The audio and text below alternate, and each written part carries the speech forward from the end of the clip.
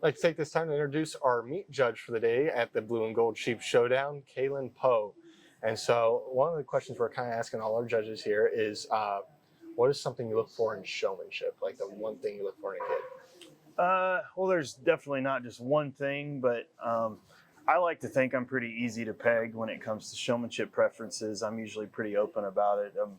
I don't have a lot of conservative beliefs when it comes to, precisely how you should do one technique versus another. There's a lot of, in camps and clinics and when people are coaching and learning how to show, there's a lot of people that have different opinions on how you should do this or how you should do that. And I'm way more about how the sheep looks. So whatever that young person needs to do to make that sheep look absolutely as best as it possibly can, regardless of maybe it's a stubborn one that needs to be outside the lines a little bit when it comes to technique.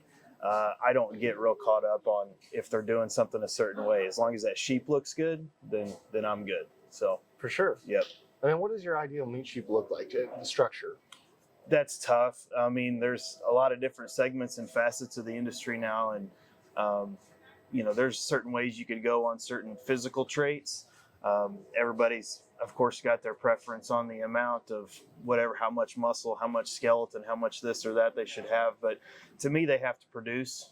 And if they can generate and be consistent in their progeny in the future, as a breeder, that's one thing that we take precedence over pretty much anything else. But when it comes to the show ring, obviously it's based on particularly how they look that one day. And we just like them good built, functional, good made, skeletal system that gets around fluid and is correct and square to the ground. And then they need to have meat and substance and bone and girth to them in the center part of their body in order to translate that into a productive life. So pretty much all those things. And then if they can take a pretty cool picture, that's a big bonus as well.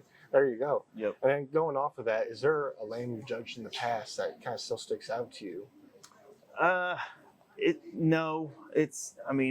After you've seen as many as I have, there's a lot of them that stick out. They're certainly memorable, but as trends change and as the years go by, the sheep look a little different. And, we always like to go through our old magazines and our old pictures and look, for the time, this one was a great one, but of course in today's world, he would be very far down in the class. So as the industry evolves like that, it's hard to have a single one that stuck out, but there's certainly a handful that are memorable for sure. Yeah. And so is there a trend you've seen change recently or in the past couple of years, maybe that? It would be hard not to mention the shag portion, especially, and it's converted on both sides of the show ring, breeding sheep and market lambs, but it's obviously become a beauty contest, for lack of better terms, and it's not a good thing or a bad thing, but I think overall when you look at it, I mean, I think generally it's increased people's consciousness of care and how they're doing things at home and keeping things clean and nutritious and well fed and manicured, and taking care of that leg wool it's a full-time job, and it's, people argue, is it really worth it or it doesn't really matter. And, I, as a show person, I think it does. And if you're going to play this game and do it the right way, it does matter.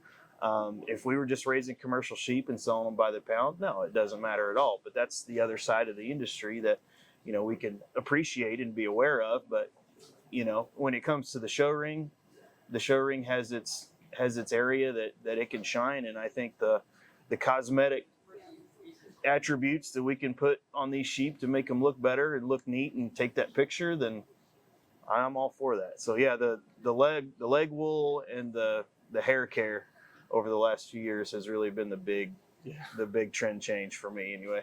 I know my family and I spent countless hours in the barn, so just kept trying to get that leg wool to grow just a little bit better. Yep. Yeah. And so we're looking forward to another great show. Thank you for coming out and doing this with us today. You bet. Thank you. Appreciate it. It's good to be here.